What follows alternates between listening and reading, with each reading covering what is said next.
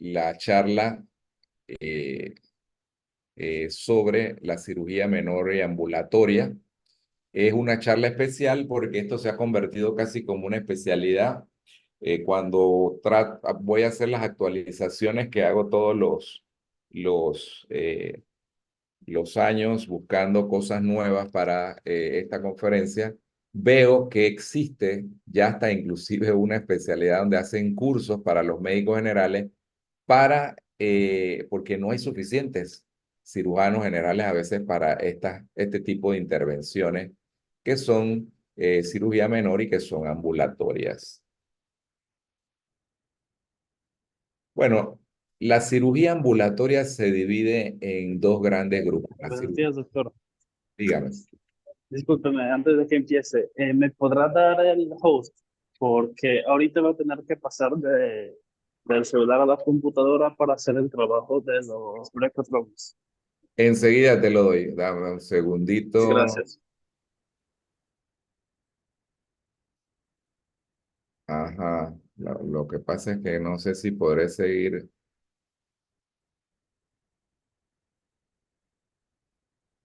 Ajá. Ah, bueno, sí, sigo compartiendo. Perfecto. Entonces no hay problema. ¿Ya eres el host ahora? Sí, listo, gracias.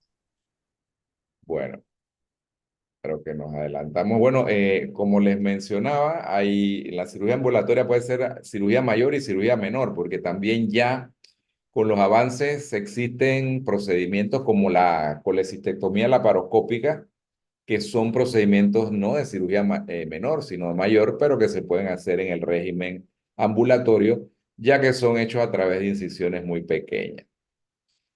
Tiene un alto impacto en la actividad hospitalaria. ¿Por qué razón? Porque si usted hace la mayoría de los casos estos de forma ambulatoria, pues ahorra en días cama y puede utilizar la disponibilidad de camas para casos más complicados. ¿Ve? Y bueno, incrementa definitivamente la eficiencia del hospital. Y hay cuatro grandes grupos que son la cirugía menor programada, que de esa o electiva, de esa es la que vamos a tratar en esta charla, y los procedimientos menores programados, que de eso lo van a ver durante toda su carrera. Inclusive muchos de esos procedimientos a veces lo van a tener que hacer hasta en su casa. Va alguien que sabe que es médico y lo busca para ver que le resuelva este problema. La cirugía menor de urgencia, vamos a tocar muy poco. Esto lo va a hacer cuando usted esté en áreas de urgencia y los procedimientos menores de urgencia también. Bueno, la cirugía menor tiene que cumplir con estas reglas. La única anestesia que se debe usar es la anestesia local. Debe ser en régimen ambulatorio. No, el paciente debe usted buscar de que no tenga problemas médicos coexistentes y habitualmente no requiere de reanimación postoperatoria, porque si usted no le da una sedación o una anestesia profunda, no tiene que hacer reanimación. Está contraindicado la alergia a anestésicos locales, que a veces, le cuento, uno lo descubre en el momento. El paciente nunca le habían puesto anestesia local, o nunca le habían hecho nada, y en el momento en que usted le pone, le hace una reacción anafiláctica. Y es por eso que usted en ese centro tiene que estar preparado para hacer una reanimación. ¿Te recuerdan cuando nos pusieron la vacuna, verdad? Usted tenía que quedarse 15 minutos porque si hacía una reacción anafiláctica había que usar adrenalina, había que usar corticoides, de repente había que darle oxígeno por máscara, intubarlo, etcétera, ¿no? Así que esa precaución hay que tenerla. Cuando hay alteraciones de la coagulación, y es muy importante porque, como habíamos dicho en otra conferencia, hay muchos pacientes que están tomando aspirina o clopidogrel permanentemente, entonces hay que identificar estos pacientes porque esto podría ocasionar sangrados innecesarios. Cuando tiene una vasculopatía periférica, sobre todo en miembros inferiores, es decir, no va a tener tampoco una circulación adecuada y hacer esta cirugía puede comprometer la evolución de su herida. Cuando un paciente tiene déficit inmunitario, lo cual arriesga el riesgo de infección, pacientes con cáncer, pacientes recibiendo inmunosupresores, etcétera, ¿no? La diabetes mellitus con afectación vascular. Y las contraindicaciones locales, si usted sospecha una lesión maligna, casi siempre si usted ve un nevo que está demasiado oscuro o que tiene alteraciones y que usted sospecha que puede ser un melanoma, mejor eso es referirlo. Cuando el paciente tiene antecedentes que ha hecho queloides, esos pacientes mejor es referirlo a los cirujanos plásticos porque es un paciente, un mal caso para usted. Y lesión asentada en una región de riesgo anatómico por el posible daño a estructuras nobles. ¿Cuáles son? Por ejemplo, en la oreja, en la nariz. A veces estas lesiones mejor referirlas. Consentimiento informado. Todo procedimiento que nosotros vayamos a hacer, el más mínimo, usted tiene que hacerle firmar al paciente su consentimiento informado. Es decir, explicarle qué es lo que le va a hacer, cuáles son las alternativas, las posibles complicaciones, todas se las tiene que decir, cuáles van a ser los cuidados postoperatorios, si va a perder días laborales y bueno, firmar el consentimiento. Acuérdense que esto es ley de la República, el consentimiento informado, muy importante. Debe existir una sala para cirugía menor. No todos los hospitales la tienen y esto debe ser así porque esto permite la mejor evolución de los casos y la mejor organización. Y también debe tener material correcto. A veces, ¿qué pasa? Que si usted no tiene estas normas de seguridad, de esterilidad, entonces usted puede verse sometido a problemas legales. También es importante, como vamos a ver, que tenga el instrumental adecuado porque hay muchos hospitales, entre ellos pues hospitales en los que yo he trabajado, que los instrumentos que ya no sirven en el salón de operaciones lo bajan al área de cirugía menor. Y entonces es difícil hacer cirugía. El portaaguja no agarra bien la aguja y los tissue forceps no agarran bien los tejidos, etcétera. Se ingresa al paciente, aunque vaya a ser electivo, hay que hacer una hoja de admisión, hay que hacer una historia de enfermería, estudios, el paciente tiene que traerle por lo menos los estudios básicos de hemoglobina, coagulación, glicemia, creatinina, eh, para usted tener una idea que su paciente es el adecuado para hacer un procedimiento electivo. Hay que marcar al paciente. A veces se le puede colocar una venoclisis, sobre todo si usted tiene el paciente en ayuno. Hay procedimientos que no necesitan el ayuno, pero si usted tiene el paciente en ayuno hay que colocarle una venoclisis. Eh, a veces se necesita, si es un paciente anciano, tener un monitor para signos vitales. Debe usted estar preparado con antibióticos para profilaxis antibiótica. Eh, Premedicación por anestesia no es necesaria y pues personal para el traslado del paciente del área donde lo recibió al quirófano. Bueno, aquí estamos viendo a esta paciente, la están preparando. Bueno, ¿cuáles son las técnicas de antisepsia? Generalmente usted debe preparar su campo quirúrgico limpiando toda la zona que va a colocar anestesia y a veces un poco más allá de la zona donde va a poner anestesia. Después de eso, colocar anestesia. Después hace la asepsia de la zona, ¿ok? Que es ya cuando usted está vestido.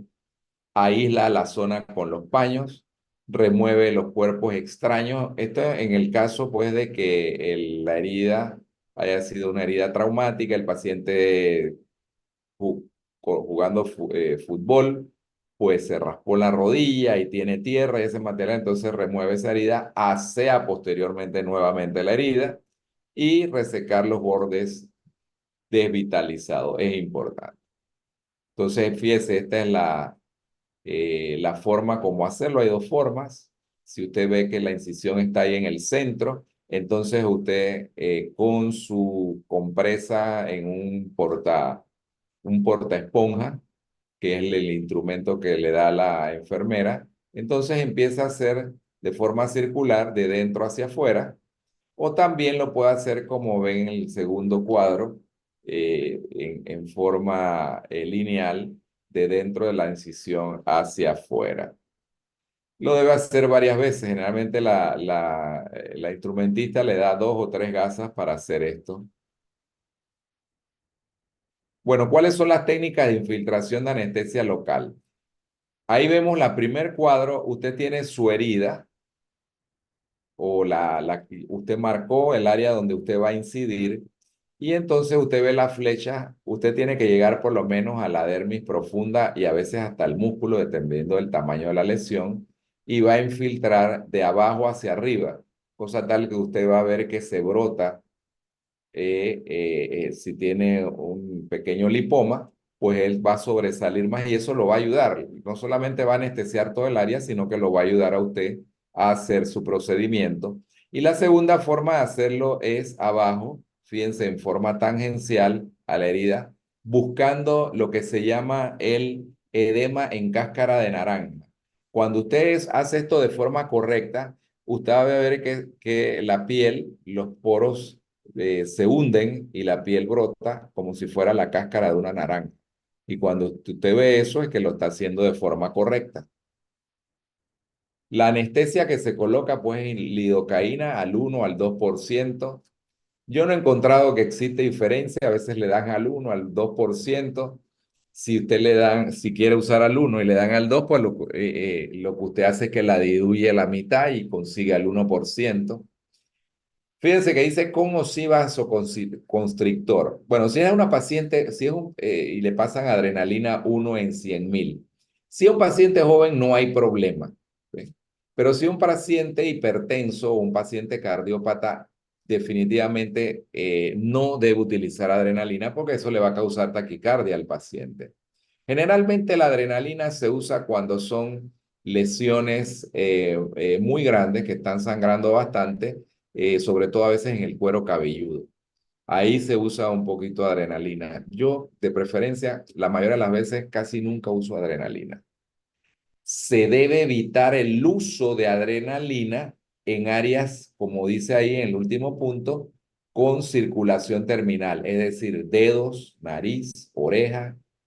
¿Por qué razón? Porque usted puede causar necrosis. La vasoconstricción puede ser muy fuerte y se puede producir necrosis de esa área. Bueno, vimos cómo se administra la infiltración subcutánea, ya lo vimos desde el exterior hacia el interior de la herida, y el bloqueo nervioso que a veces se hace con ultrasonido, que es muy adecuado para los dedos y para la cara. En los dedos no es necesario el ultrasonido, usted busca el dedo y el dedo, si usted ve el dedo aquí, las arterias corren lateralmente, quiere decir que usted infiltra aquí, de lado en el dedo, en la base del dedo, y infiltra del otro lado en la base y ahí están viendo infiltrando en los nervios principales. Y si tiene dudas, entonces subcutáneamente lo rodea por todo. Con eso usted puede amputar el dedo si lo ha hecho bien. Bueno, como le decía, el instrumental es muy importante. No dejen que le metan gato por liebre, que su instrumental que sea el adecuado, que los portagujas, las pinzas, a veces las pinzas están todas viruecas porque son pinzas que sobraron y las bajan porque dice, ah, no, si cirugía menor, no, cirugía menor es muy importante también, así que necesita un instrumental adecuado. Como ven, tiene que tener. Esto no está adecuado. Fíjense, aquí están usando una pinza Kelly para agarrar una aguja. Aquí lo que necesita usar es un portaguja. El portaguja usted lo identifica porque tiene una punta más fina.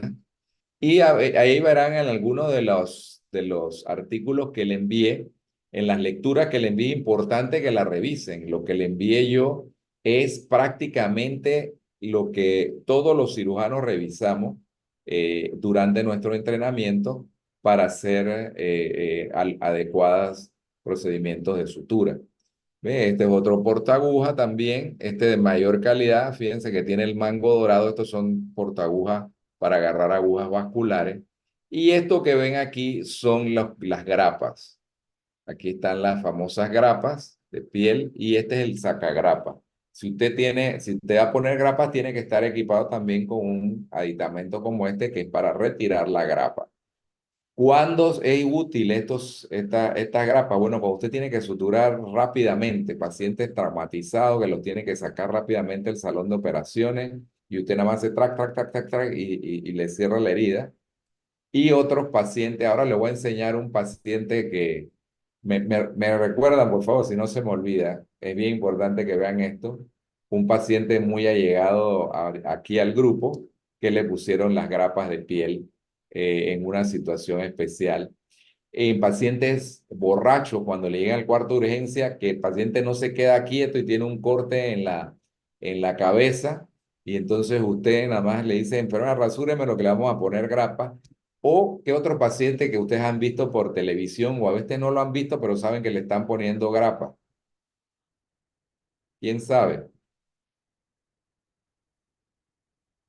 ¿Qué pasa si Messi se rompe la cabeza allá jugando en el Inter de Miami? Bueno, él quiere seguir jugando, muy probablemente ahorita no, lo sacan, ¿no? Pero en los tiempos jóvenes entonces lo cubrían los médicos con una toalla y le grapeaban el área en el cuero cabelludo que estaba lesionada, porque es lo más fácil de hacer y ese paciente no necesita anestesia porque ya tiene la adrenalina del juego, ¿verdad? Cuando eso ocurre. Esos son los casos en que se usa ese tipo de sutura. Bueno, le hablaba ayer de las líneas de Langer, ¿verdad? Son las líneas de fuerza o líneas de tensión.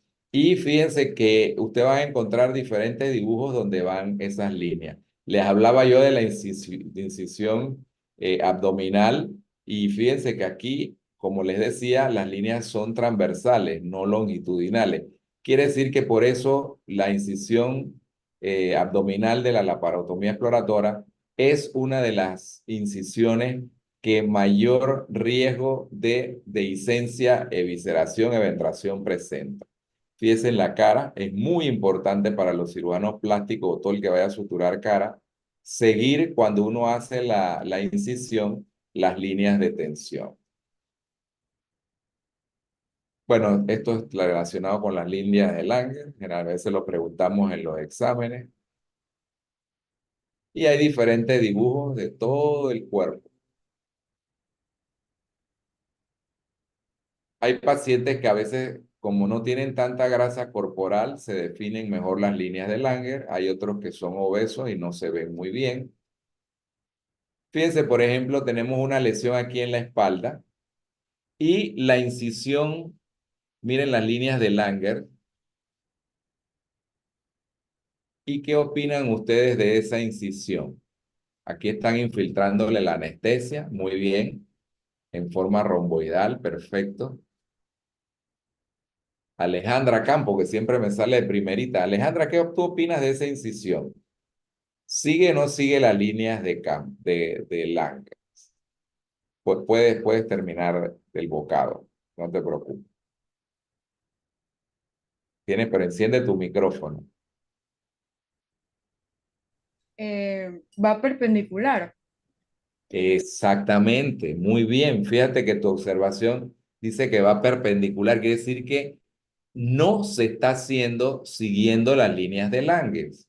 Entonces, si eso no pasa, quiere decir que esta incisión, y fíjese el lugar donde está, que es en la espalda, va a ser más fácil que se abra. Que quiere decir que esta incisión debió ser hecha en este sentido. ¿Ok? Muy bien. Bueno, con respecto al material de sutura, ustedes tienen mucha información, esto lo vamos a hacer muy rápido. Existe el material de sutura natural y sintético y el material de referencia es la seda. Entonces yo le preguntaría, vamos más para acá abajo, a alguien que no, a Emily Ferro. Emily, la seda sería un material natural o sintético. Natural, ¿Por qué?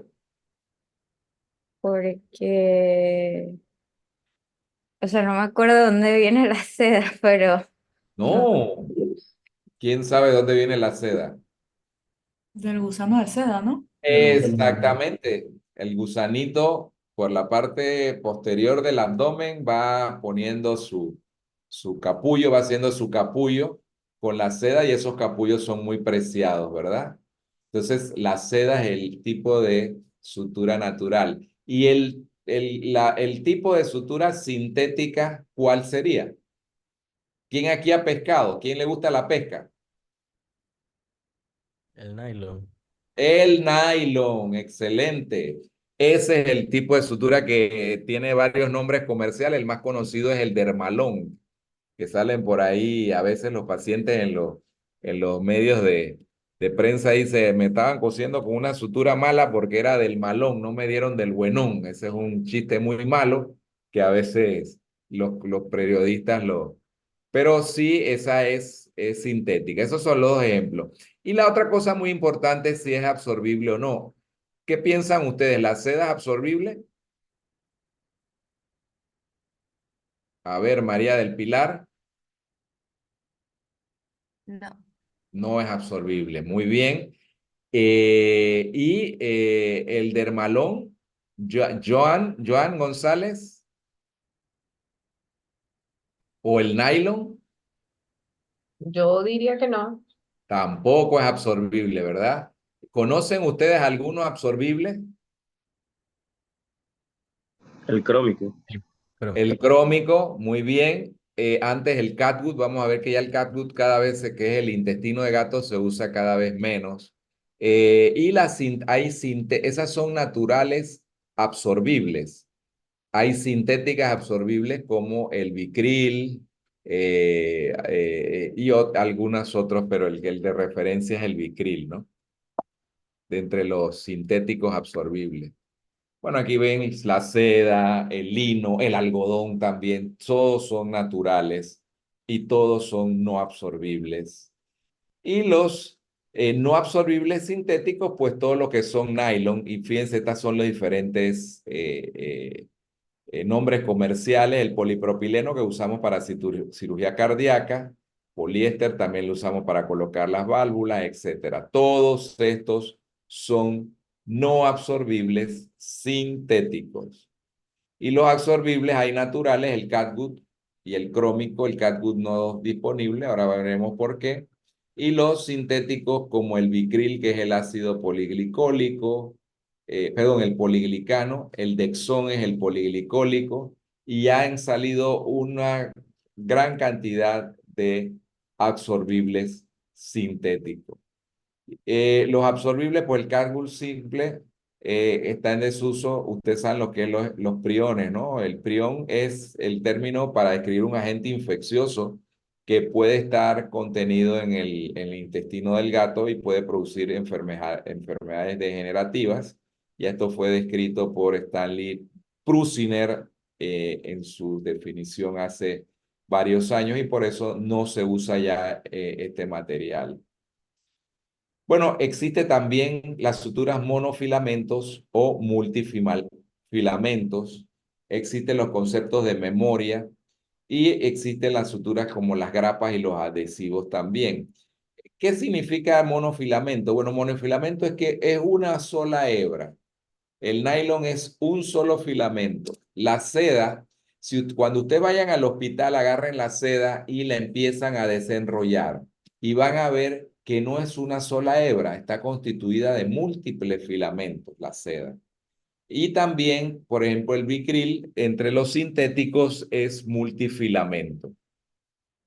Eso tiene importancia porque ayuda a la resistencia. La seda es muy resistente y el Vicril también. Aquí vemos cómo tenemos una relación entre el área anatómica y el calibre de la sutura que usted debe usar. A mayor cantidad de cero, la sutura es más fina.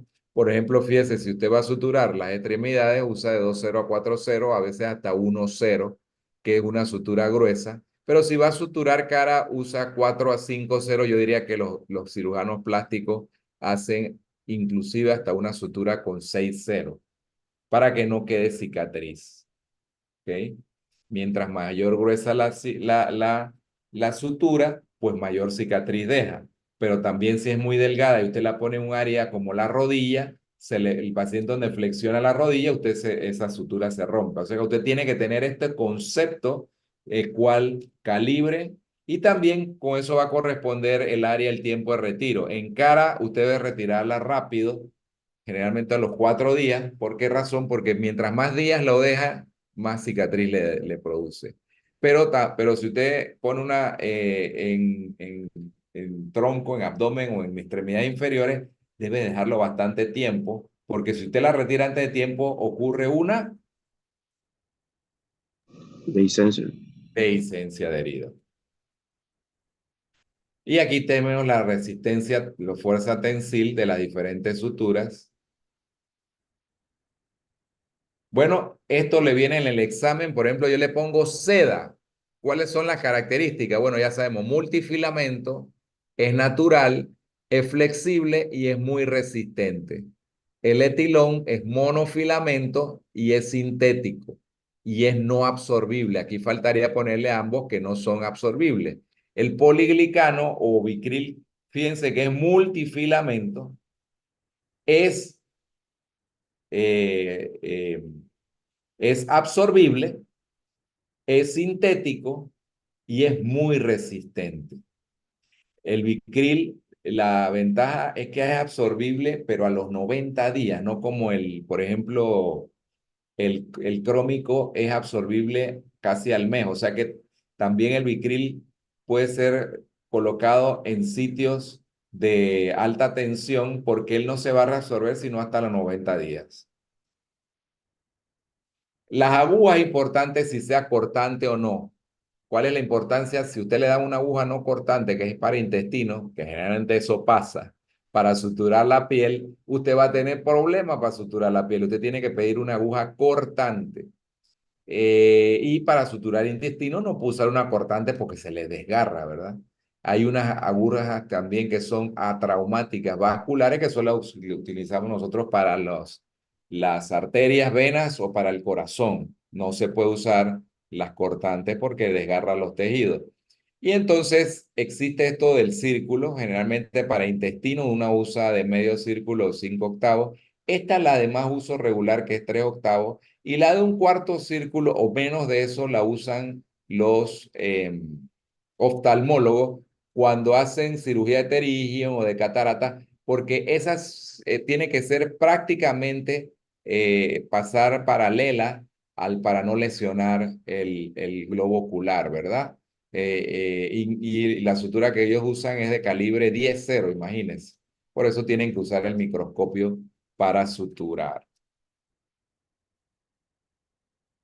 Bueno, básicamente existen también, ya dijimos, las grapas, las adhesivas como el Steri-Trip y los pegamentos que se usan, pero generalmente son en heridas muy pequeñas, ¿verdad? No, todavía no hay pegamentos que eviten que usted use sutura en áreas comprometidas. Bueno, ustedes van a ver todas las técnicas de sutura en su taller de sutura, organizado por la doctora Wong. Sin embargo, yo les quiero recordar todos los artículos que le enviamos. Que es una actualización de cirugía ambulatoria.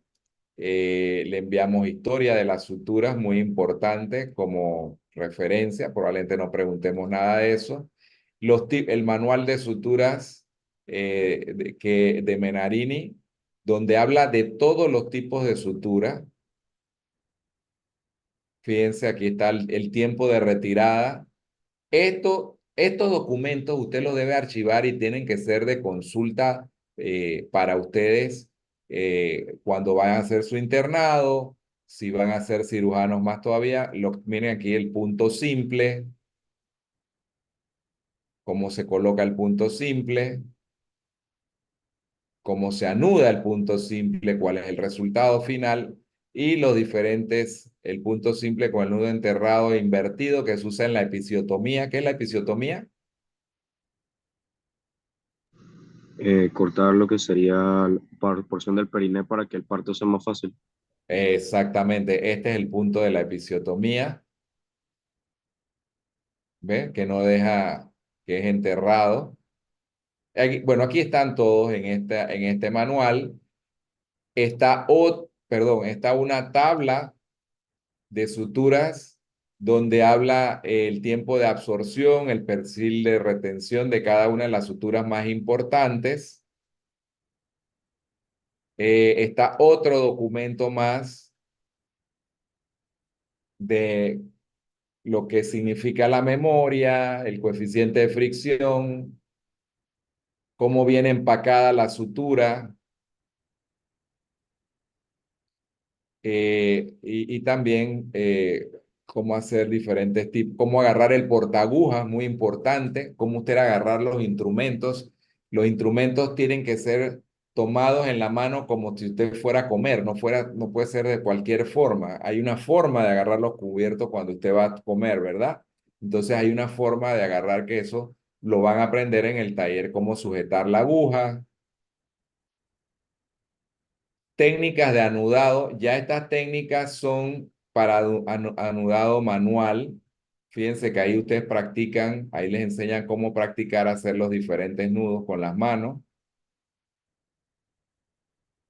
Y este que es el libro insignia, en algún momento, hace muchos años, la empresa Ethicon hizo esto, fíjense, está algo de la cicatrización, clasificación de las heridas, tipo de cicatrización, qué es la sutura. O sea, esta es lo que llamamos la enciclopedia, que fue hecha por autores médicos en un tiempo para una empresa, pero que básicamente tiene todo lo que usted debe saber con respecto. Este manual siempre lo revisamos todos los residentes de cirugía, ¿verdad? Tienen además otro artículo sobre, pero bueno, ya esto para la siguiente, ya que estamos aquí, para no, acerca de la esterilización con clorexidina y alcohol, que es una de las que más se usa, la más efectiva, esa combinación, como ustedes saben, y por qué es la más efectiva.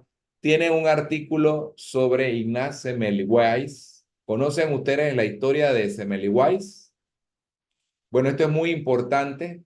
Van a venir ciertos conceptos de esto en el examen. Hay una película sobre esto en internet. Les sugiero que la vean, pues es muy importante y muy bonita la historia de todo lo que tuvo que él sufrir y todo el legado que nos dejó a los cirujanos, sobre todo lo que es la fiebre puerperal, ¿verdad? El otro artículo de lavado de manos, que es el artículo clásico de la Organización Mundial de la Salud y que también debe ser revisado obligatoriamente por ustedes.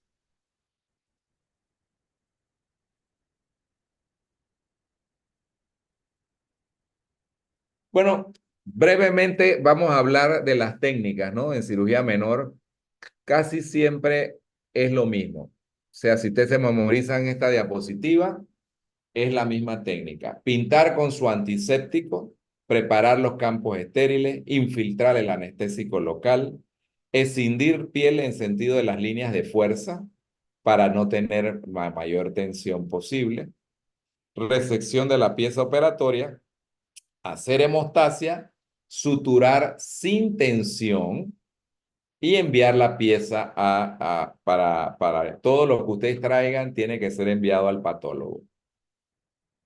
Aquí vemos cómo hay una incisión y esto es lo que significa no dejar puntos muertos o bordes muertos. Fíjense, por ejemplo, si usted sutura aquí de esta manera, acá le queda un espacio muerto, ¿verdad? Esta sería una mejor sutura que abarca todo el espesor de la incisión. Bueno, aquí están los puntos que ya le di el manual y las diferentes técnicas. Eso lo tienen ya en sus manuales y lo van a dar en su curso. Bueno, esto es lo que es la sutura con los apósitos que pegan, ¿no? Este es el famoso Steri-Trip, pero son suturas heridas muy superficiales. Y vamos a ver ahora las técnicas de resección en detalle. ¿Qué cosas debe hacer los médicos generales? Bueno, tienen que aprender a hacer biopsias cutáneas, lesiones cutáneas como los nevos, queratoacantomas, queratitis seborreica, los fibromas. Tienen que aprender a tratar las uñas encarnadas e infectadas, y eso se denomina onisectomía, que puede ser total o parcial. Las lesiones epidérmicas como el quiste sebáceo, que ahora se hacen de otra manera, no se hace resección total, y las lesiones subcutáneas como los lipomas, fibromas, etc. Definición de biopsia, pues el procedimiento destinado a tener una biopsia, una pieza cutánea. Hay que remover el tejido en vivo y ser enviado a anatomía patológica para un diagnóstico histopatológico. Esto es muy importante, sobre todo para dermatología, los dermatólogos, y también para los oncólogos. Hay dos tipos de biopsia cutánea. Excisional, es decir, usted se lleva la pieza completa, y la incisional, usted reseca solamente parcialmente la pieza porque es demasiado grande. Y entonces, si usted la reseca toda, no puede después cerrar o aproximar su herida. Salud. La muestra debe considerar tejido representativo. Toda muestra debe ser debidamente identificada y enviada a patología. Bueno, la excisional es técnica para eliminar lesiones superficiales pequeñas de 2 centímetros, como los nevos, papiloma, fibroma, y es sencilla. Van a ver que no necesita un material quirúrgico especial y permite un cierre estético. La técnica es diseñar un uso. ¿Saben lo que es un uso? Un uso es un círculo estirado, ¿no? ¿Ve? Entonces ese uso tiene que tener una proporción de 3:1, su diámetro mayor de 3 y su diámetro menor de 1, y debe estar siguiendo la dirección de las líneas de fuerza. Debe incluir 2 milímetros alrededor de la lesión, y debe usted incluir el tejido subcutáneo. Enviar la pieza al formol 10% en fresco. Bueno, eso depende, porque a veces depende para lo que usted lo quiere, si para cultivo de bacterias, hongos, etcétera, o simplemente para análisis de la pieza, pues solamente es en formol. Y aquí está la técnica del uso. Fíjense, aquí hay una proporción de 3:1, igual acá, igual acá, igual acá, y siguiendo, miren, las líneas. Por eso es que la incisión de Fan Steel, ¿qué damas tienen aquí incisión de Fan Steel porque han dado a luz? Ninguna. Esta es la que se usa ahora los cirujanos obstetras, los ginecólogos, porque siguiendo las líneas de fuerza. Antes se hacía así, lo que dejaba una cicatriz. Esta se puede ocultar pues con la ropa interior o el vestido de baño, ¿no? Y eso es muy importante para las pacientes. Y aquí vemos cómo el uso, usted hace su incisión, se puede apoyar en un rodillo o rodete de gasa, como vemos acá, y va resecando paulatinamente el tejido. Aquí vemos la resección, un poquito fea. Esta foto no es mía, es del libro. Y entonces aquí ven el uso, se saca la piel y se cierra. También la cerraron un poquito fea, pero bueno, debe ser que era un novato. La biopsia incisional, bueno, son lesiones grandes que no se pueden resecar, y también dependiendo de la ubicación. La incisión es en rombo, a contrario a la anterior, y se debe dejar parte del tejido sano. Se debe tomar tejido sano y tejido afectado para que el patólogo lo pueda identificar. Y esta es la forma como exactamente lo mismo anterior, lo único que la incisión es en rombo. Aquí vemos una lesión grande, ¿ve? Pareciera esta de acá. ¿Qué les parece a ustedes?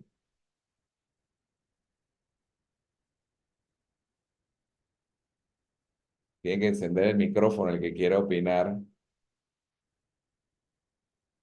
Puede ser una lesión micótica, pero también ¿Quién va a opinar? Ya ustedes dieron dermatología, ¿no? Ustedes están mejor que yo en esto. No, todavía no han dado. Están dando ahora.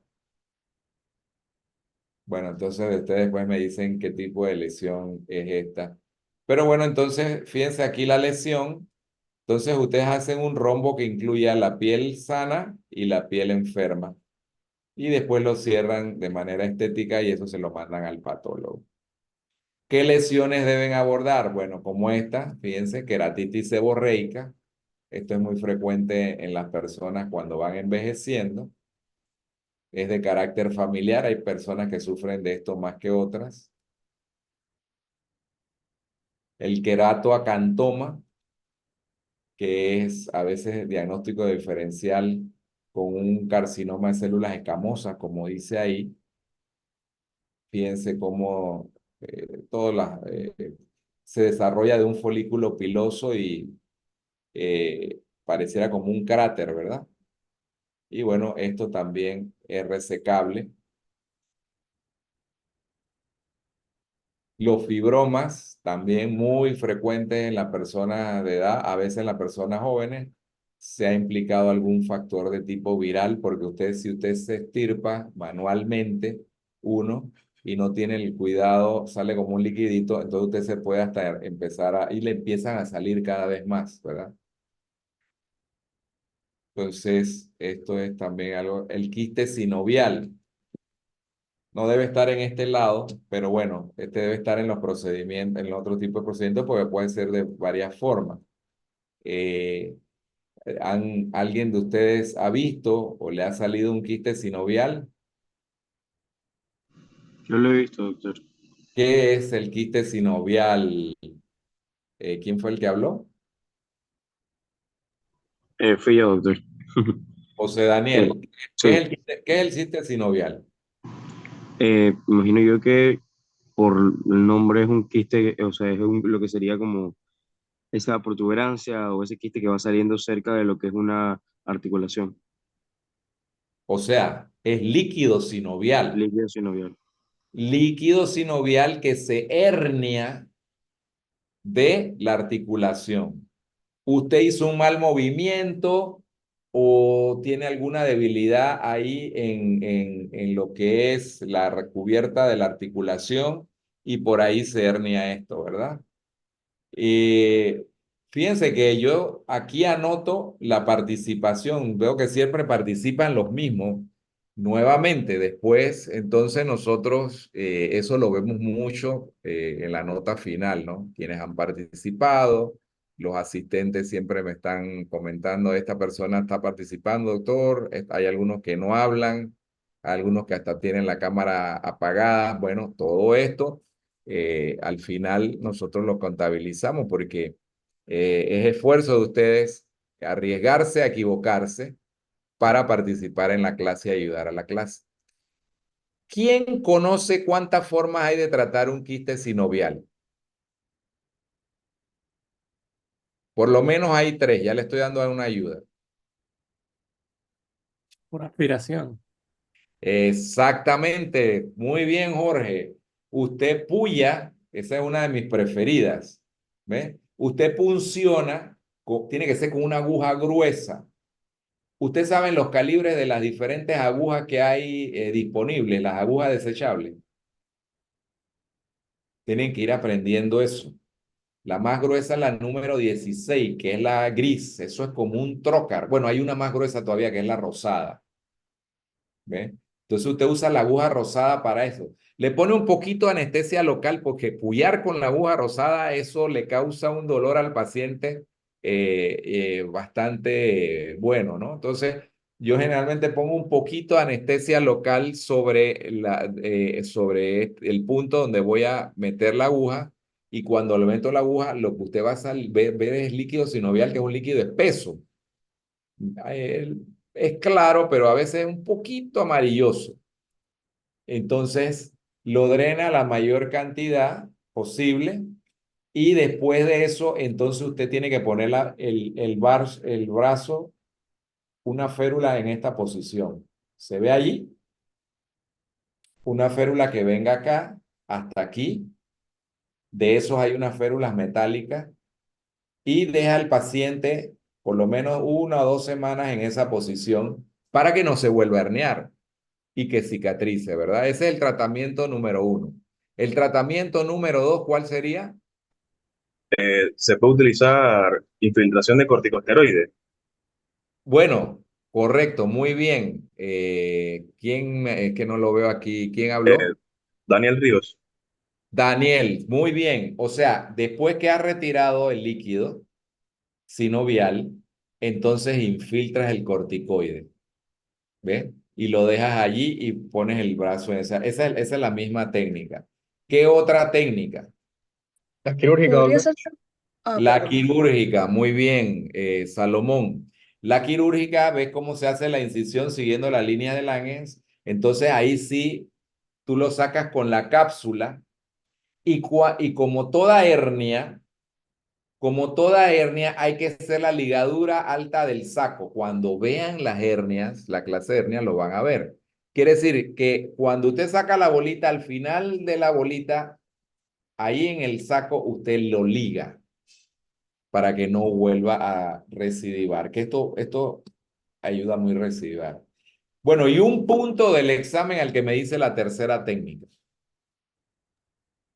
Aplastamiento. Tú estás ahí ya como se fue. No, no, Bueno, sí, doctor, estoy aquí. bueno, Ya ponle lo un Aquí estamos. punto del examen a Diego Vázquez. A ver, Diego, ¿cómo es eso? O sea, es que mi mamá tenía una y entonces, Trampa, trampa, Diego, no hiciste trampa. ¿Y cómo le hicieron a tu mamá? o sea, en las propuestas que cuando ella fue allá le dijeron que lo más probable era que como que iban a usar algo pesado para aplastarla. Ajá. Se usa el Eh, libro más pesado que tú tengas en la casa. A eso lo el, pueden hacer con los familiares, ¿no? el MUR de anatomía, sí, correcto. Exactamente. Y entonces, en teoría, debe regresar el líquido a través del... Esta es la técnica que más rápido recidiva. Aunque recidiva menos si usted porque después de eso lo tiene que volver a poner también en esta posición, ¿no? Muy bien, muy bien. Esa es la técnica vieja, ¿no? Bueno, siguiente.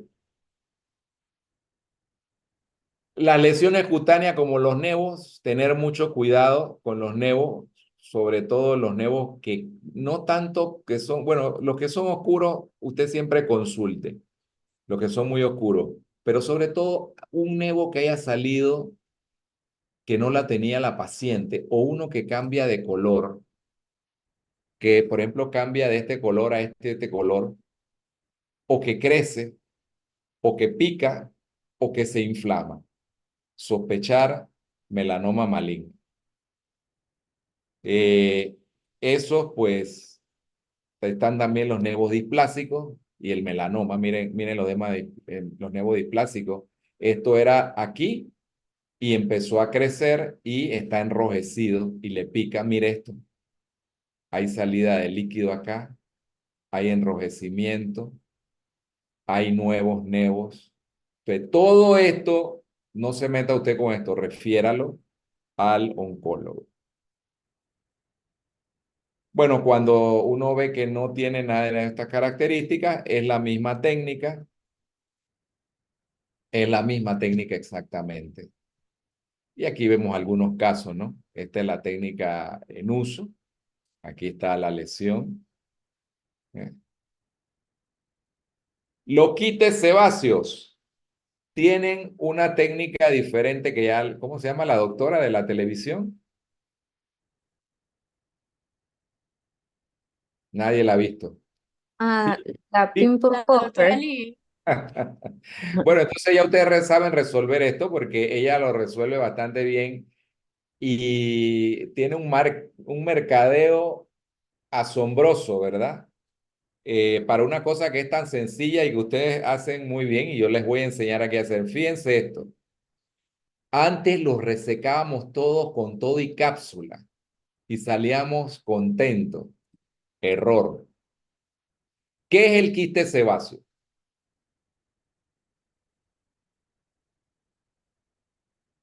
¿Quién sabe? El quiste sebáceo es una glándula sebácea que pierde su orificio de salida.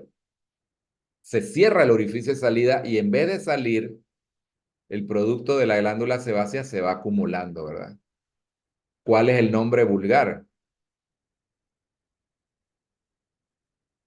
A ver, los que tienen novio o novia tienen que saber, porque generalmente le dice el novio a la novia, tengo una espinilla aquí, ves, sácamela en la espalda, no me la puedo sacar. Y ve la novia, bien mandada, y le saca esa espinilla que se ve negrita, ¿no? O los familiares a veces le piden a uno eso, porque como son pichones de médico, entonces dicen, no, vamos a confiar en ellos para que... Bueno, eso es el Doctor, quiste sebáceo. Cuando usted saca eso, tiene un mal olor, ¿verdad?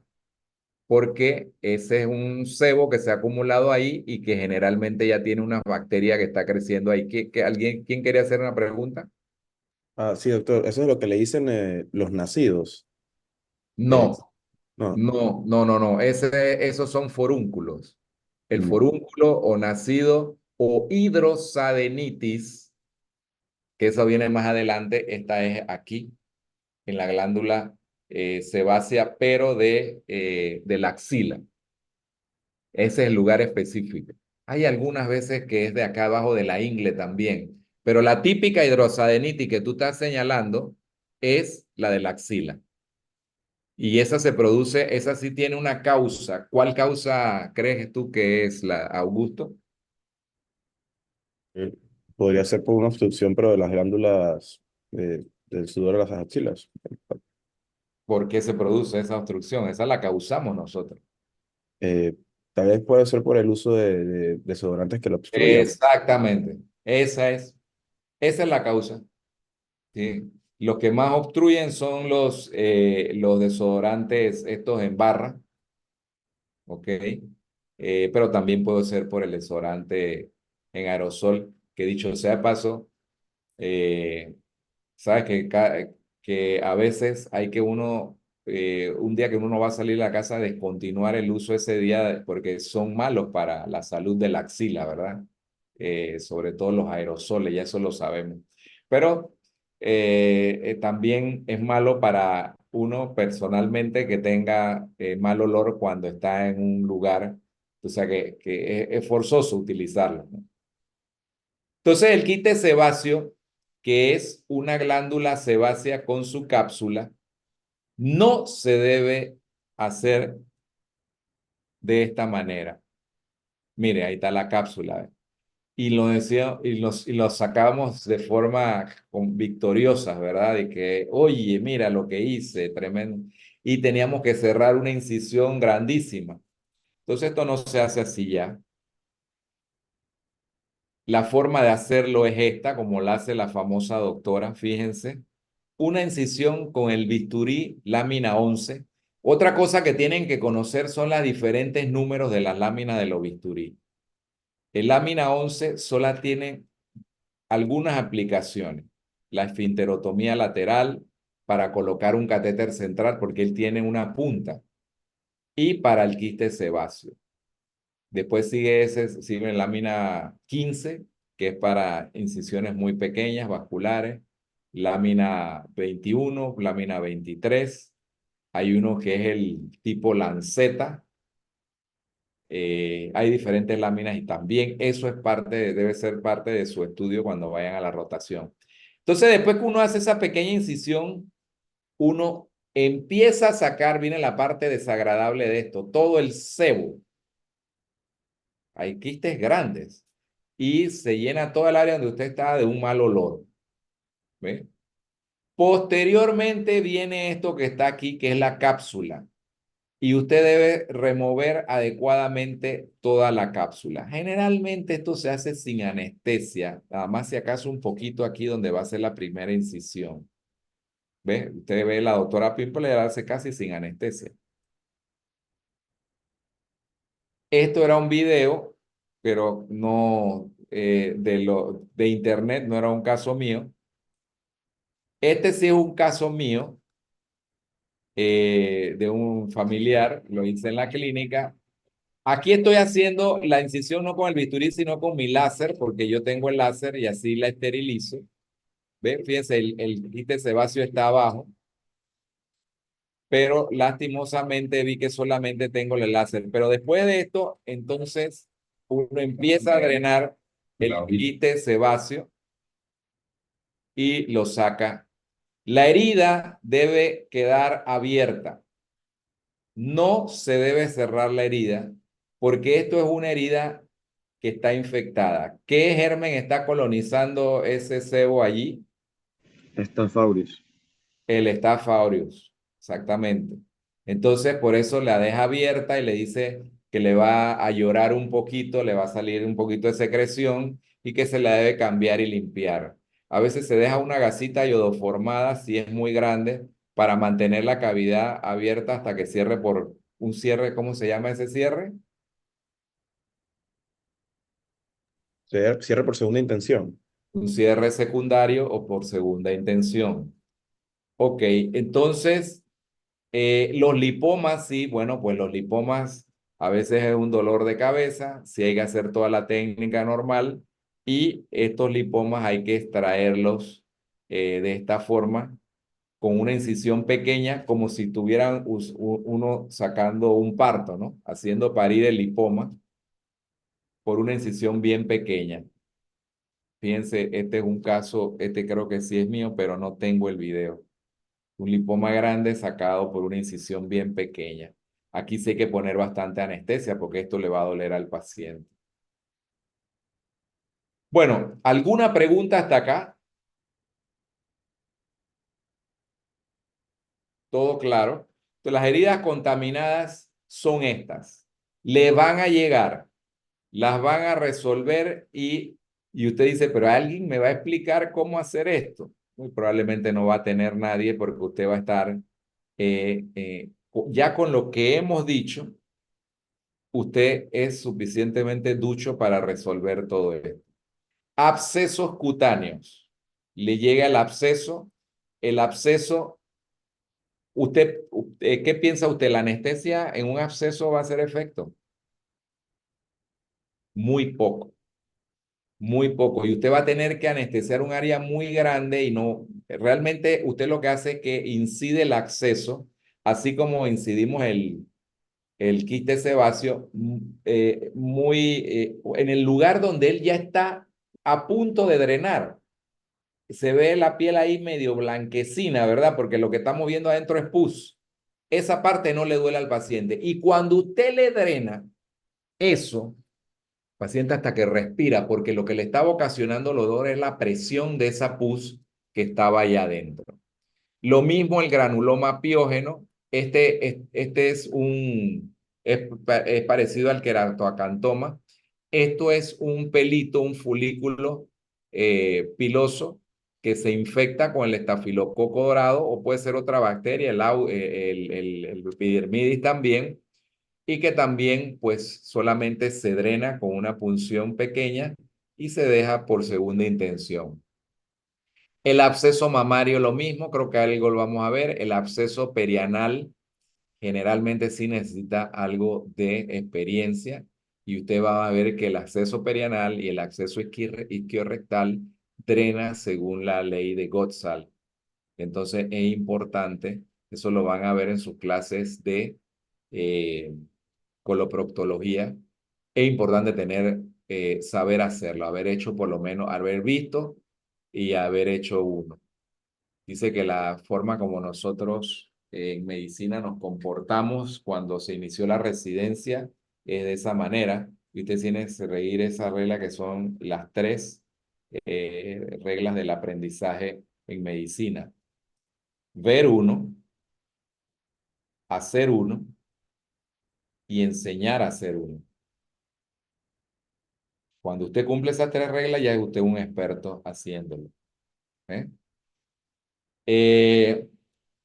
La fisura perianal también, esto tiene que ser resuelto generalmente porque a veces estos casos se resuelven con la esfinterotomía, que se hace, ya les he adelantado, con el bisturí número 11. Hemorroides, sí, también son del especialista, usted debe aprender el manejo médico, que es hemorroides, ¿qué es? ¿Qué es la hemorroides?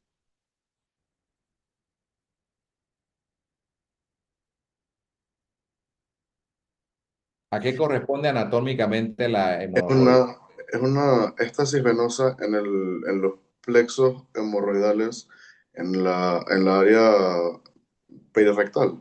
Muy bien, Nelson. Lugar anatómico, el plexo hemorroidal venoso, ¿ok?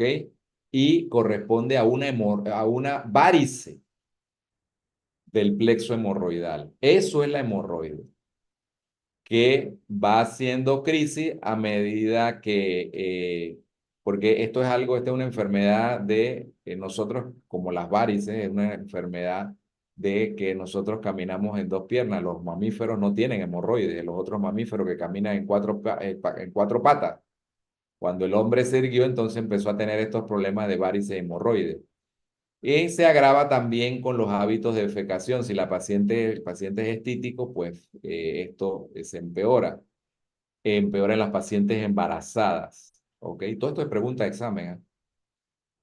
Los quistes de Bartolino. ¿Qué es el quiste de Bartolino?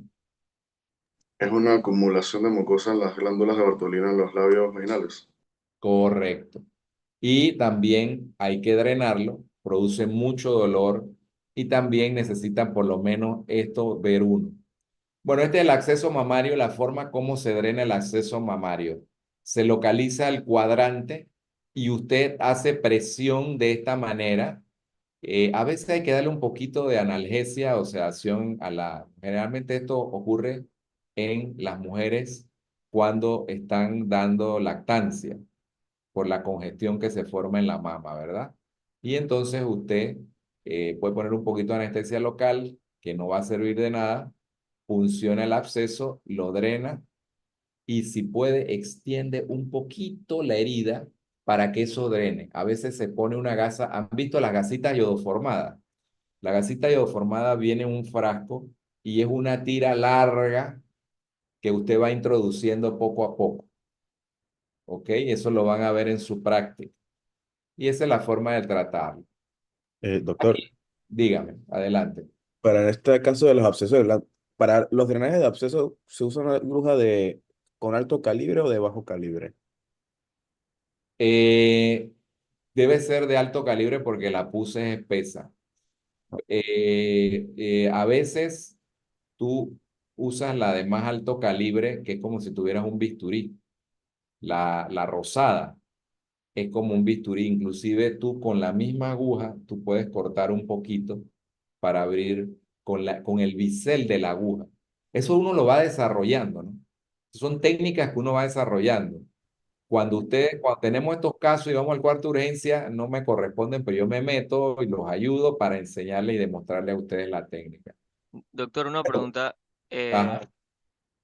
La técnica que se usa para el quiste mamario es parecida a la que se usa para la ginecomastia. Porque hay veces que, o sea, supe un caso que como que le metieron una aguja a alguien a un paciente masculino que tenía ginecomastia y le absorbieron algo ahí. Sí, la ginecomastia en varones. Ok, la ginecomastia en varones debe ser tratada hay formas de tratarla quirúrgicamente por una incisión alrededor de la areola, que no deja casi cicatriz, ¿no? Hay casos en que tiene líquido, ¿ok? Y entonces puede ser drenado un poquito el líquido, pero es tejido mamario. Es tejido mamario redundante que no deben tener los hombres. Eh, a veces se produce porque hay bastante consumo últimamente de esteroides eh, por alguna razón, ¿no? No voy a aquí entrar en detalles, o también se produce por problemas hepáticos. O sea que ese paciente hay que investigarlo por cuál es la razón de esa ginecomastia en ese varón. Pero la mayoría de las veces la resolución es quirúrgica. Si tú lo pudiste resolver con una aguja, generalmente no era necesario tratarla. y probablemente con el desarrollo, con el tiempo se hubiera ido sola. ¿Ve? Así que eso es lo que te puedo decir. Igual cuando tengan la clase de mama con el doctor Durán, es una muy buena pregunta porque él está más relacionado con los tratamientos actuales. Ok, ¿qué es esto que está acá? ¿Ven ahí cuando se lo estoy señalando? Un bisturí. Ajá, ¿qué número? Es el bisturí número 11 famoso que le enseñan le falta un poquito de punta. El número 11 típico tiene esto es una punta completa, una puntita. Ese no, si se lo pasan para hacer una incisión, no acepten ese bisturí. Ese solamente sirve para poner catéter central, para drenar quiste sebáceo o para hacer esto, que es el corte del esfínter, que es la esfinterotomía lateral. ¿Ve? Fíjense cómo va ubicando el esfínter con una sonda, el, el proctólogo, que es el que hace esto, y hace el corte para relajar el esfínter. Y eso es la forma como usted alivia una fisura anal. Porque la fisura, mientras usted no haga eso, no se va a aliviar. Los abscesos perianales y los abscesos isquiorrectales siguen la ley de Goxal, que eso lo van a aprender con el doctor Arcia en las clases de coloproctología. Eso sí, nuevamente, tienen que ver uno, tienen que hacer uno y enseñar otro para hacer. Esta es la famosa sonda canalada, miren, que a veces algunos dicen que para qué sirve. Sirve solamente para esto, para seguir el trayecto de la fístula y también sirve para sacar la uña. Ojalá le podamos enseñar en algún momento. Y este es el quiste de Bartolino, ¿no? Es importante hacer el drenaje del quiste. La paciente que usted le hace esto, se la gana de paciente toda la vida. Sumamente doloroso. Usted incide sobre la glándula, la identifica, incide la glándula, pero después tiene que extender su corte y marsupializar la glándula, es decir, suturar los bordes de el quiste a la piel de la paciente y dejarlo abierto que drene, porque si no, vuelve a recidivar. Esto lo van a aprender en ginecología. La patología ungueal o onicogrifosis, que es la uña encarnada, fíjense diferentes casos. Aquí este tiene ya un pequeño absceso. Generalmente se da en el dedo gordo del pie, el primer dedo del pie. Y existe la onicectomía, que es la resección parcial o total, y la matricectomía, que es la plastía del lecho ungueal. Pero que esto se debe hacer casi siempre, los dos procedimientos, para que evolucione mejor. Fíjense que aquí se hace el corte y se mete por debajo del lecho ungueal este instrumento que es la sonda canalada. Aquí yo está metiendo la tijera recta, pero eso es más peligroso. La sonda canalada usted la mete y con la sonda canalada usted va trabajando y separando la uña del lecho ungueal y hasta que sale toda. Es la forma más fácil de hacerlo. La saca toda o si no hace un corte en la uña y la saca parcialmente. Amputaciones de dedo. Ya le dije que la anestesia va a los lados, en los nervios del lado, y que con eso es suficiente para amputar el dedo. Es importante hacer este tipo de incisión para que el cierre sea lo más estético posible. Hay diferentes formas de cerrarlo, también esta. Como se cierra un muñón, con cualquier amputación uno aprende a hacer este tipo de cierre. Cómo hacer las incisiones en la mano, fíjense, siguiendo las líneas de Langhans, y ahí es menos probable hacer lesiones. la onicectomía parcial para un acceso. Esta es la técnica.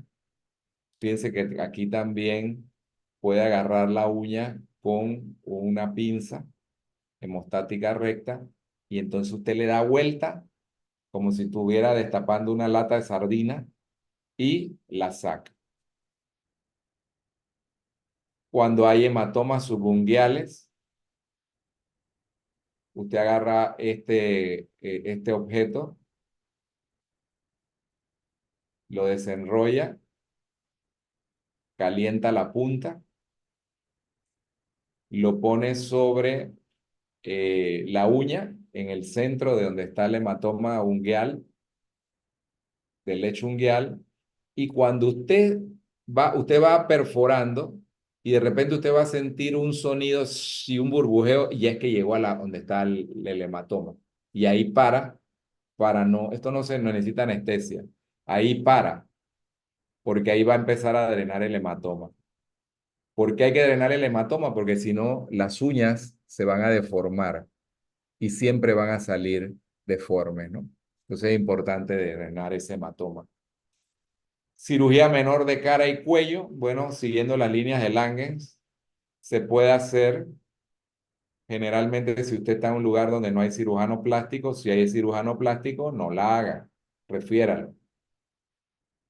Estas son las diferentes incisiones. En la lengua pueden tener lesiones, nunca hagan esto. Esta es una diapositiva heredada de mi maestro, el doctor Fuente, pero yo creo que a mí jamás se me ha ocurrido agarrar la lengua de esta manera, ¿no? Pero sí, a veces pacientes epilépticos se muerden la lengua y usted entonces lo agarra con un depresor o con una gasa mientras hace la sutura. Hay un aparatito que se llama el Berman también, o lo que se le pone, ustedes han visto lo que se le pone al paciente cuando convulsiona, ¿no? Que es un depresor de lengua con una gasa en la punta. Bueno, eso usted lo usa para suturar y que no le muerda. Primero, acuérdense, la regla que también van a ver en la reanimación cardiopulmonar es asegurarse usted que no lo vaya a morder. Nunca le meta la mano en la boca a un niño o a un epiléptico, jamás. O cuando están, eso es lo primero que le dicen al anestesiólogo. Porque si el paciente lo muerde, no lo suelta y le puede ocasionar un daño severo a usted.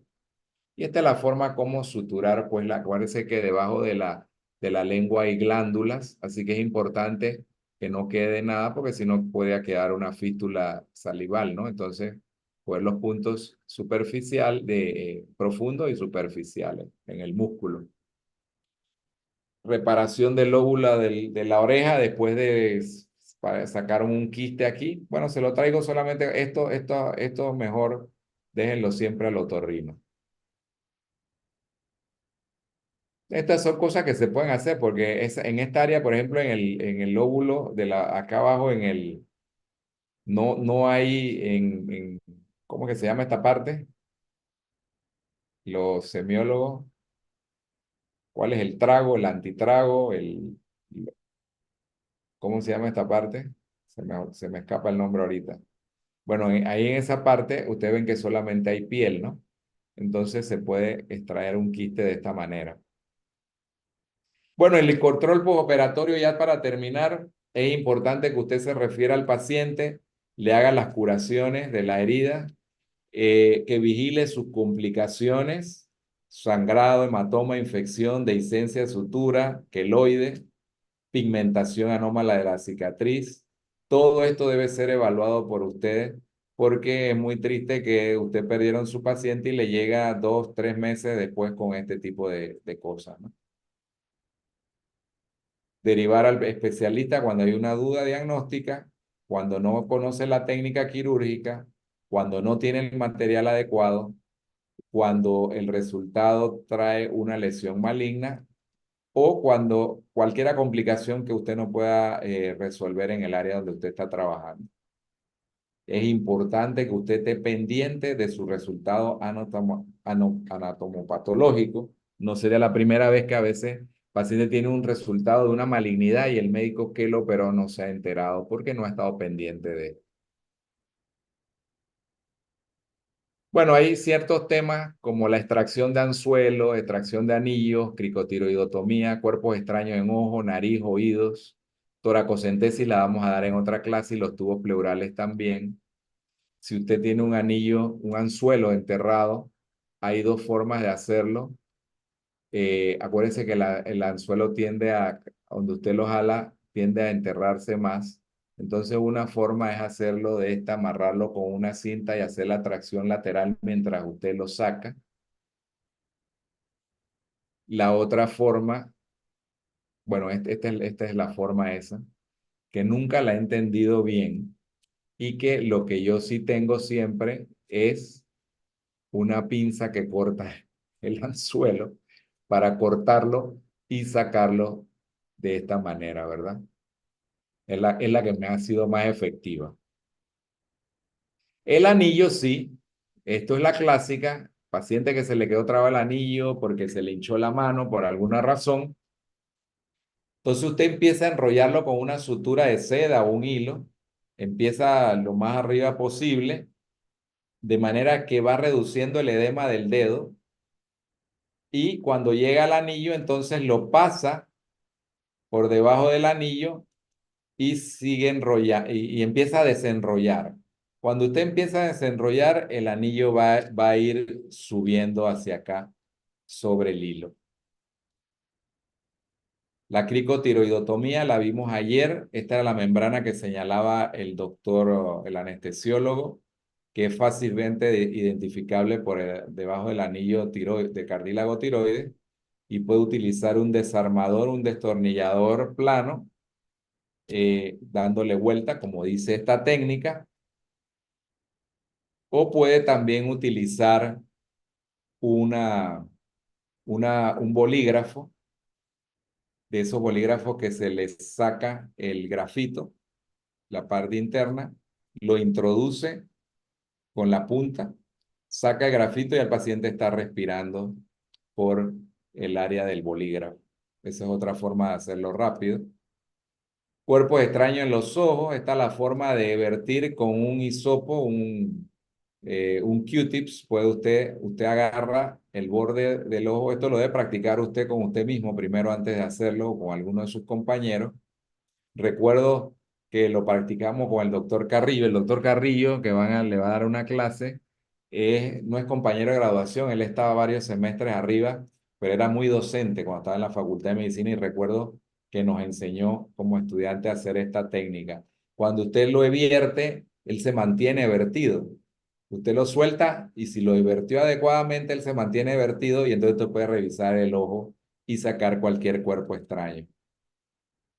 Esto nunca lo he hecho porque tienen que reunirse las condiciones de que el botón que se haya metido el niño o el adulto, no sé si es adulto que pasen por este calvario.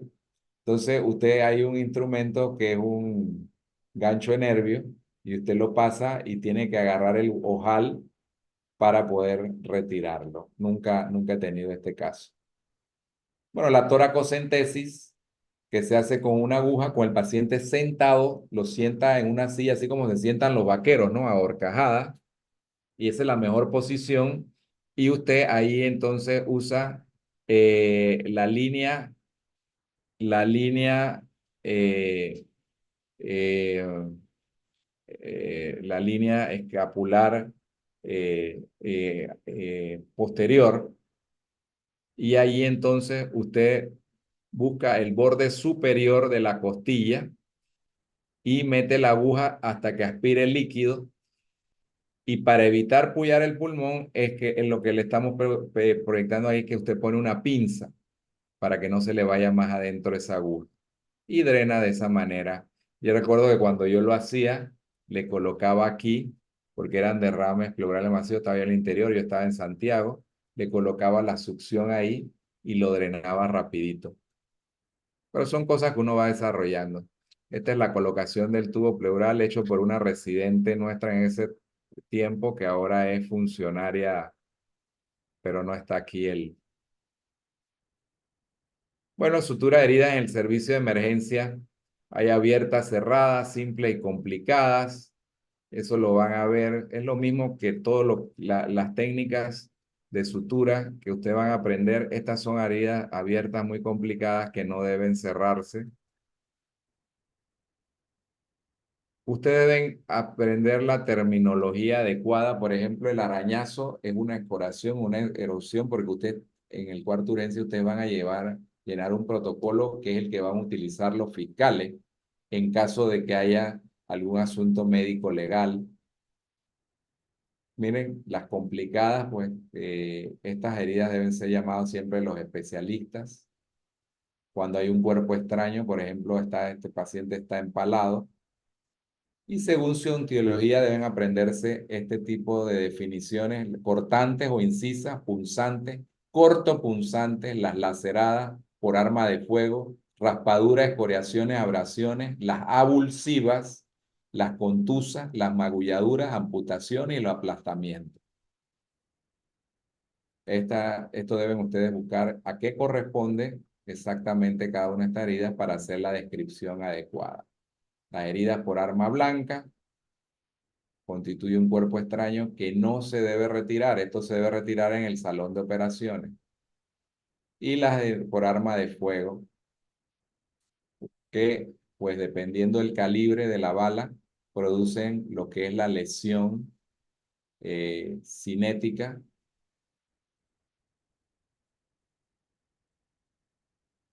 Tratamiento primaria de las heridas, bueno, lo importante de la compresión.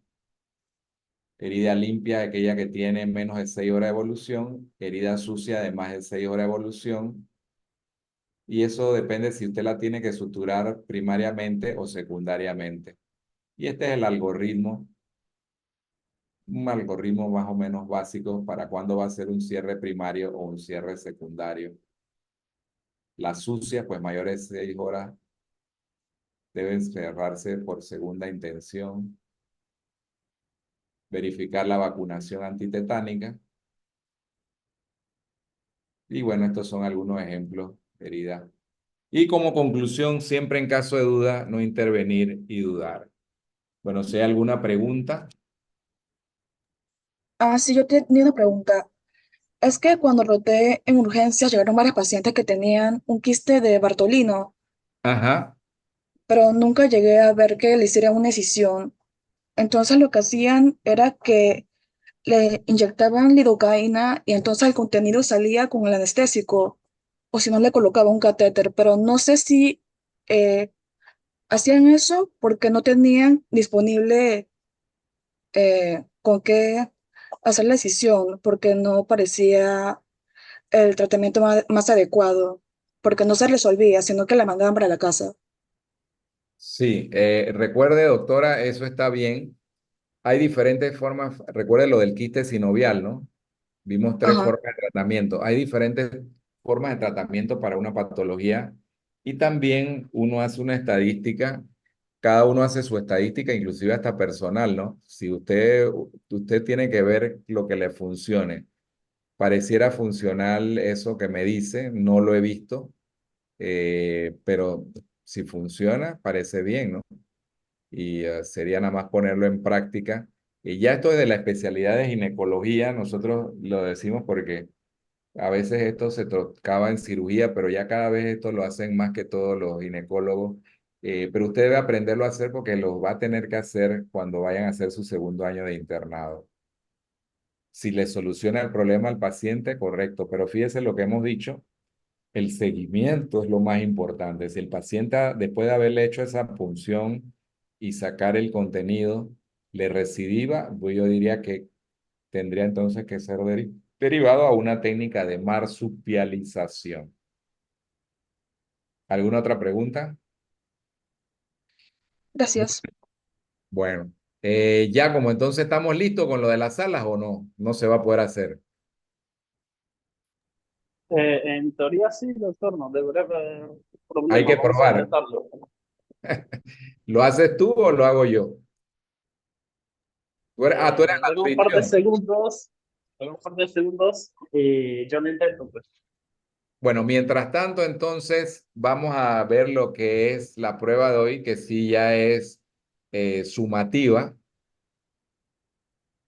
Entonces, el tema de hoy es cicatrización y complicaciones en cirugía y tienen unas preguntas y unas fotos allí que responder. Entonces, vamos a esperar que Giacomo nos diga para nosotros entonces enviarla al WhatsApp, distribuirlos en grupos y vamos a dar un tiempo, vamos a darle unos 5 minutos, yo creo que es suficiente porque ustedes están duchos en esto. Tienen que ser rápidos. Yo lo que les sugiero es que cuando ustedes entran en la sala, el coordinador proyecte el caso para que todos lo vean y entonces se hace la discusión y otro va anotando para convertir después el documento a PDF y enviarlo a al grupo, al chat del grupo. Ese es el mecanismo que va a funcionar. De todas maneras, yo voy a estar pasando por la sala para ver, porque en la sala esa usted se convierte en su anfitrión y usted puede proyectarle a los otros desde su computadora. Vamos a esperar que ya como nos avise. Sí, no sé por qué resulta que hay que asignarlos de nuevo. Yo los tenía ya bien asignados y ahora como que se eliminó todo, no sé por qué. ¿Y ya los Pero ya estoy asignaste o terminando. ¿Cómo? ya los terminaste de asignar o todavía necesitas tiempo? Eh, Me faltan un par nada más. Ah, ok, ok, nos avisa, pues vamos a esperarte. Bueno, mañana recuerden que nos tienen que presentar la tabla de rotaciones eh, eh, con los diferentes grupos y vamos a ver si solucionamos algunos problemitas que me han comentado algunos de los estudiantes para tratar de que ya todos tengan asegurada su rotación y mañana ustedes se han comunicado con sus tutores. Bueno, ya están demorados. Tienen que asegurarse que el tutor, porque acuérdense que los tutores son médicos que están sumamente comprometidos con su trabajo institucionales y su trabajo en su clínica privada, congresos y otras cosas. Así que tienen que asegurarse que él esté pendiente para las fechas que ustedes los necesitan y tienen que conversar con ellos sobre los trabajos, cómo van a ser los trabajos, cómo va a ser el webinar. Eso por un lado. Por otro lado, los coordinadores de grupo, de- del grupo en general, los 4 coordinadores ya tienen que establecer una comunicación con Ana Gerona. Ella les ha proporcionado las listas o las listas las están haciendo ustedes mismos para la asistencia. Ahorita, o sea, las listas las estamos haciendo nosotros porque esta semana se nos dificultaba pasar a buscarlas allá, pues. Pero igual ella está anuente y dijo que podía imprimírnoslas para las otras semanas. Ok, perfecto. Muy bien. Doctor, ya estamos listos. Ya están listos. Ok, entonces los distribuyes tú. Déjame nada más entonces compartirle. No, yo te aviso. Vamos a compartirle a ellos.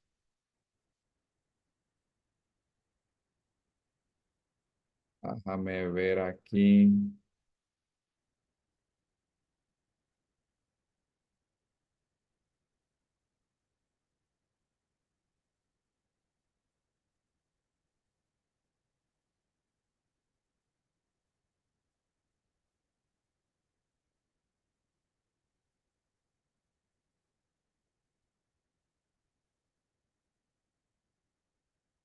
Qué lento está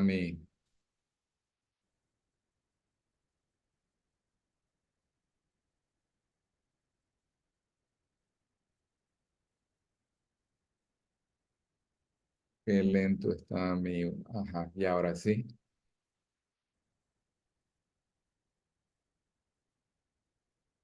Mm, cátedra. Aquí están ustedes. Y entonces, en unos segundos van a ver la prueba ya. Ahí está la prueba, cicatrización y complicaciones. Bueno, ya los puedes dividir entonces ya como. Crucemos los dedos. Listo. Ok, perfecto, está resultando muy bien.